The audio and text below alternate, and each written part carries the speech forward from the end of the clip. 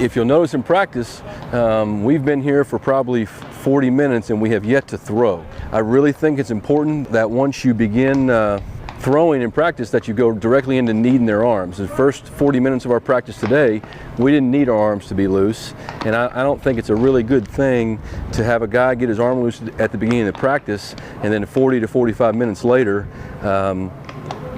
then have to go get warmed up again, or he's maybe gotten cold. And certainly, as we talked about in our introduction, we don't throw to warm up, we warm up to throw.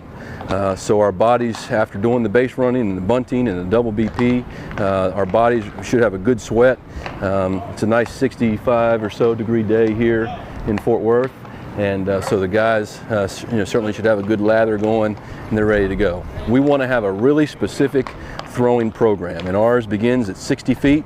You see Coach Whitting, number 9, is out there leading it. Infielders always throw with infielders, catchers throw with catchers, outfielders throw with outfielders.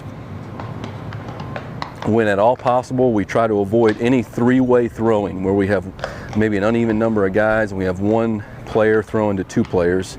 So one guy gets more work and one guy gets, and 2 guys get less. So we want to avoid that at all costs. Really and firmly believe that if every time you pick up a baseball, there's only 2 things that can happen.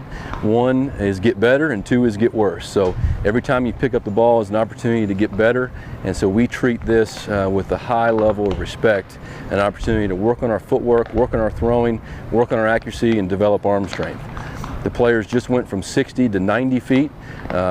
We'll spend approximately 1.5 minutes to 2 minutes at each station, 60 to 90 to 120. Then if engaging, we'll ask the players to be honest and how their arms feel, and we will sometimes go more than that. Some guys may ask for more long toss. If a guy's hanging a little bit, we'll maybe lessen it some, but they all come back to 90, all come back to 60, and then do some position throws. One rule we have when we're playing catch is anytime the ball is overthrown or underthrown and it gets by you, the person who threw the ball has to go get the ball. So you'll see guys, if they make a bad throw or somebody doesn't move their feet to pick up the ball, you'll see them switch places. I think it's already happened once so far today, and we don't want a lot of screwing around going on during the course of getting our arms loose. Everything's with a purpose, and very often if you have to chase down a ball that's been thrown 120 feet or 130 feet away from you, you usually get tired of doing that, so you tend to do a little bit better job of paying attention to your throwing.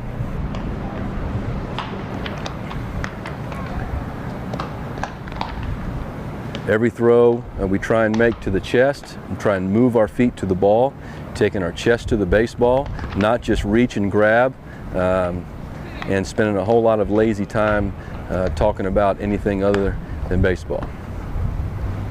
We just went 60 to 90 to 120. Now we're working our way back to 90. Decelerate the arm a little bit. Again, continuing to work on not just the throw, but receiving the throw, reading the ball out of the hand, so we can handle any kind of throw, expecting a bad throw. These are all things that happen during the course of a game, and if you practice those every day when you're getting your arm loose and you're pre-practice throwing or you're mid-practice throwing, then you should be able to handle any throw during the course of a game, theoretically.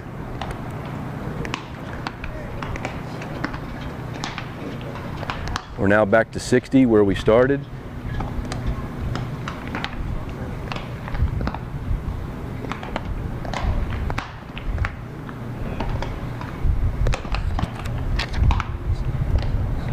See, the infielders always working on what we call a 2-step release. The infielders are the guys closest to the infield dirt, and they're constantly catching the ball, working on their 2-step release. Now we're going into what we would call position throws. So these would be throws that would be specific to infielders, outfielders, and catchers. So an outfielder may work on catching the ball and working on a tag.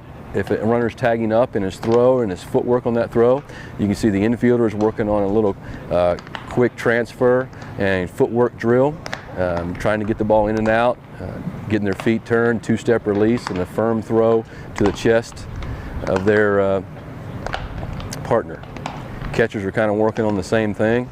Outfielders maybe, again, work on fielding the ground ball, getting in that fundamental position. We talked a little bit about position fundamentals early in the video, and these are some of those very specific position fundamentals that are very unique to each position that we want to try and spend a little bit of time on each day to get better.